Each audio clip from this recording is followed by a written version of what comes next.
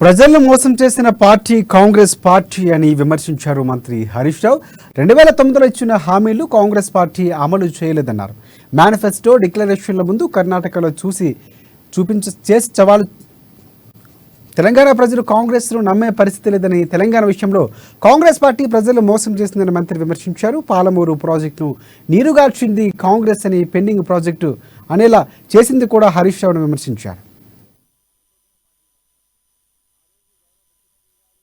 Palamuru project పనులు కేసీఆర్ గారు ముఖ్యమంత్రి అయిన తర్వాత ఆ పెండింగ్ ప్రాజెక్టులన్నీ రన్నింగ్ ప్రాజెక్టులుగా మార్చి కల్వకుర్తి, నెట్టంపాడు, భీమా, కోయిల్ సాగర్లను పూర్తి చేసి ఇలా మహబూబ్ నగర్ జిల్లాను సస్యశ్యామలం చేసిన ఘనత బీఆర్ఎస్ ప్రభుత్వాన్ని, ముఖ్యమంత్రి కేసీఆర్ గారు. ఇలా కాళేశ్వరం కంటే పెద్దది, ప్రపంచంలోనే అతిపెద్ద లిఫ్ట్ ఇరిగేషన్ ప్రాజెక్ట్ ను ఇలా పాలమూరు ఎత్తిపోతల పథకాన్ని ప్రారంభించిన ఘనత కేసీఆర్ గారి. ఇలా ఆ పాలమూరు ఎత్తిపోతల పథకానికి ఎల్లుండి 16వ తారీఖు నాడు గౌరవ ముఖ్యమంత్రి గారు ప్రారంభిస్తా ఉంటే ఇవాళ శాపనార్థాలు పెడుతున్నారు ప్రతిపక్షాలు, శకుని మాటలు మాట్లాడుతున్నారు ఈ రాష్ట్రంలో ఉండే ప్రతిపక్షాలు.